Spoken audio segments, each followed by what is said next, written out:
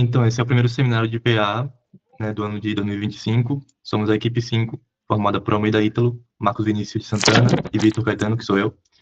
É o professor Leonardo Nogueira, e nosso tema é o desafio do circuito hamiltoniano, um percurso pela complexidade. Então, aqui a gente tem o roteiro, né, que segue pela introdução, depois o problema, o algoritmo, o exemplo prático e conclusão e aplicações. Na introdução, a gente primeiro caracteriza o circuito euleriano, né, que ele é caracterizado pelo fato de incluir todas as arestas de um grafo uma única vez. Porém, os vértices podem se repetir nesse circuito. Já em um circuito hamiltoniano, é um circuito fechado, tanto as arestas como os vértices são incluídos uma única vez. Tem que deixar claro também que um circuito em um gráfico se dá quando todos os vértices são percorridos, começando e terminando no mesmo vértice. No caso do euleriano, ele pode se repetir, mas no hamiltoniano não, tem que passar só uma vez. O problema é quando a gente dá um grafo, né, onde vê o conjunto de vértices e é o conjunto de arestas, e o caminho hamiltoniano é um caminho que visita cada vértice exatamente uma vez, como na figura 1. Né, não dá para voltar do último para o primeiro. Já o circuito, a gente consegue passar por todos os vértices uma única vez, né, fazendo com que o último se conecte com o primeiro, como na figura 2. E aí vem a grande questão desse circuito, né, que é a complexidade computacional. A questão de decidir se um grafo possui um circuito hamiltoniano é NP completo. E o que isso quer dizer? Que é fácil verificar a solução, mas é muito difícil encontrar uma. Então, por que isso acontece? Porque não há um algoritmo eficiente conhecido, né, não existe uma solução em tempo polinomial, ordem de n elevado a k para resolver todos os casos. O tempo de execução, né, de força bruta cresce de forma fatorial em ordem de n, tornando impraticável para grafo de tamanho moderado. E, além disso, é um problema fundamentalmente mais difícil do que encontrar a árvore geradora mínima, né, que pode ser resolvida com algoritmos gulosos.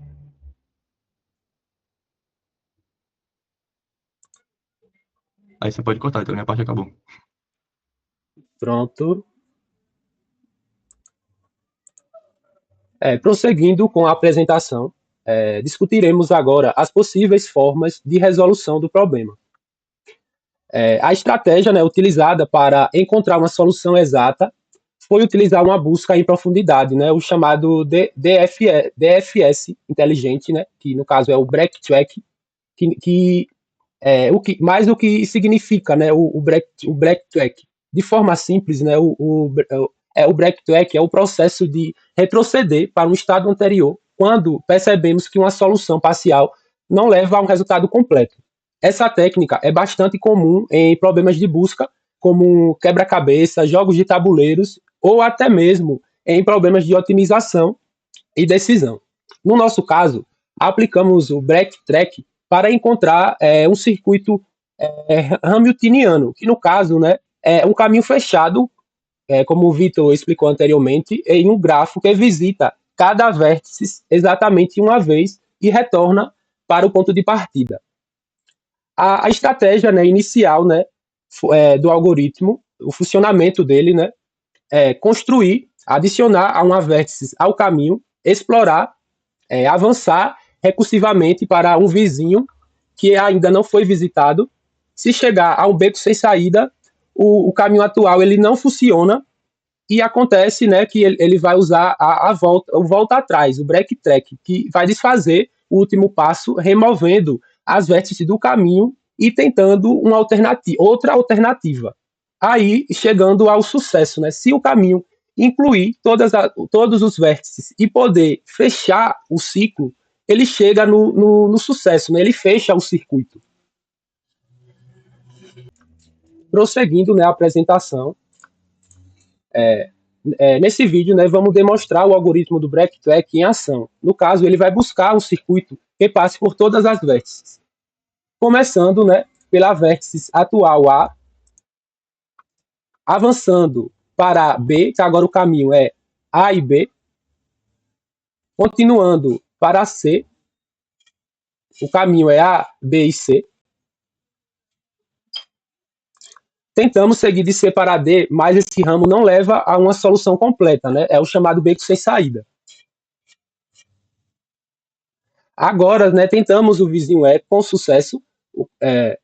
Tentamos o vizinho E com sucesso. O caminho passa de A, B, C e E. seguimos, né, de E para D com sucesso. Temos agora o caminho A, B, C, E e D. Falta verificar se D volta para A, para assim fechar o circuito. No caso, né, o circuito foi fechado com sucesso. Verificamos a aresta entre D e A e existe, né, o circuito foi fechado. No caso, né, conseguimos encontrar o circuito com o break track, construímos, né, e conseguimos explorar e voltar também quando foi necessário, né? E no final finalizamos com sucesso. Pronto. Pessoal, dando continuidade aqui à apresentação, eu, Marcos Vinícius, vou falar da parte da lógica ao código. Então, como os colegas já explicaram anteriormente sobre o nosso tema, acabando aqui dando continuidade, o coração do nosso algoritmo está numa função recursiva, no qual a gente denominou solvil, underline útil, o qual ela reflete exatamente em 3 passos do breaktrack, como o Ítalo acabou de explicar. Seria o primeiro, o caso base, onde o código verifica se já construímos um caminho completo e se ele consegue fechar o ciclo. Se sim, ele retorna true, que é verdadeiro, indicando que encontramos a solução. O segundo seria a exploração, que é um loop que tenta adicionar a cada vértice vizinho válido, chamando a si mesmo. E o terceiro, e mais importante, backtracking, que se uma escolha nos leva a um beco sem saída, a função desfaz a última jogada e tenta a próxima alternativa do loop. Trazendo aqui um pouquinho para o nosso código, e explicando cada ponto dele para que fique mais bem entendido, seria o seguinte: a gente tem a criação aqui de uma classe com o nome Hamilton Circuit Server, que no caso seria a solução do circuito hamiltoniano, no qual a gente começa definindo, né, para encapsular toda essa lógica e organizar o nosso código. Logo em seguida, a gente tem uma função aqui, no qual a gente dá o nome de init, que seria o nosso construtor, onde ele vai executar o que criamos de todo o nosso objeto aqui dentro dessa classe. A variável self-graph, ela vai acabar aqui guardando a matriz, a adjacência do grafo que queremos resolver. Em seguida, a gente calcula, aqui a gente está calculando e armazenando o número de vértices. Logo em seguida, a gente tem o seguinte: a gente está fazendo o cálculo e armazenando, no caso, a gente está criando a lista para armazenar o circuito hamiltoniano, onde a gente acaba aqui inicializando com -1, para indicar que nenhuma posição do caminho foi preenchida ainda. Lembre-se disso. No próximo passo, a gente acaba aqui criando uma lista de booleanos para a gente rastrear quais vértices já foram incluídos no caminho e onde começam todos como falso, certo? Em seguida, a gente tem uma outra função que a gente está verificando a verificação de segurança, que seria o seguinte: essa função é uma função validadora, onde ela checa se podemos adicionar o vértice V na posição do caminho. Logo em seguida, a gente faz o quê? A gente tem uma condicional, que aqui é o seguinte: ela verifica se self-path na posição -1 e na posição V, que é o último vértice onde encontramos e adicionamos ao caminho, ela verifica na matriz se existe uma aresta, no caso do valor 1. E aí, o que vai acontecer é o seguinte: entre esse último vértice e o novo vértice, se o valor for 0, não há conexão nenhuma, então vai retornar falso. Agora, se na posição V, ele vai verificar se o vértice já está na nossa lista de visitados, se sim, vai retornar true, e onde não podemos, se sim, ele vai retornar que não podemos adicioná-lo novamente, e vai retornar false, certo? E aqui a gente tem um retorno no qual, se o vértice passou pelas duas verificações, significa que o movimento é seguro, então a função vai retornar true. A gente agora tem aqui a nossa função recursiva, como eu falei aqui no slide, a solve útil, que no caso é o cérebro de todo o nosso código aqui, onde essa função recursiva ela tenta resolver o problema do nosso parâmetro, posição, claro, e aí indica qual caminho a gente vai acabar aqui percorrendo, onde tentamos preencher por agora. Então, a gente faz uma verificação aqui onde é o nosso caso base, como a gente falou, de recursão. Se a posição for igual ao número de vértices, significa que já preenchemos o caminho por inteiro. E aí, em seguida, a gente também verifica a questão do seguinte: agora o caminho está completo, então precisamos verificar se forma um circuito. Checamos se existe uma aresta entre o último vértice do caminho, no qual a gente verifica a questão de a variável self.path .pf, na posição -1, e se a primeira posição, se o primeiro é relativo a 0. Se sim, encontramos a solução e retornamos true, certo? Se não, retorna false. Em seguida, a gente tem a recursão. Então, a gente tenta diferentes vértices como o próximo caminho. Nessa seguinte, a gente tem o quê? A gente tem uma repetição para estar percorrendo, se ainda não preenchemos o caminho, então a gente vai entrar em um loop para testar todos os vértices até a próxima etapa. Em seguida, a gente vai fazer uma verificação, a gente tem um condicional para fazer isso, usando a função de validação, para que os vértices, para ver se o vértice V pode ser colocado naquela posição, certo? E logo em seguida, a gente verifica. Se for seguro, fazemos a escolha, adicionamos V ao caminho e marcamos como visitado, certo? Então, a gente coloca aqui, marca como visitado, como verdadeiro. Em seguida, a gente faz a verificação seguinte, que aqui a gente está fazendo a chamada recursiva. Se a chamada retornar true, significa que a escolha levou a uma solução. Então, propagamos true. E aí, a gente acaba que... aqui é o nosso backtracking, como está aqui no nosso comentário. A chamada recursiva, ela retornou false. Então, nessa escolha não deu certo. Então, desfazemos a jogada, removemos o vértice do caminho e o marcamos como não visitado. Se o loop continuar a tentar, até que encontre até o próximo vértice. E, ao final, retorna false para acabar terminando e nenhum vértice levou a solução. Retornamos false, indicando que, a partir deste ponto, não há solução. Em seguida, temos uma função de controle, certo?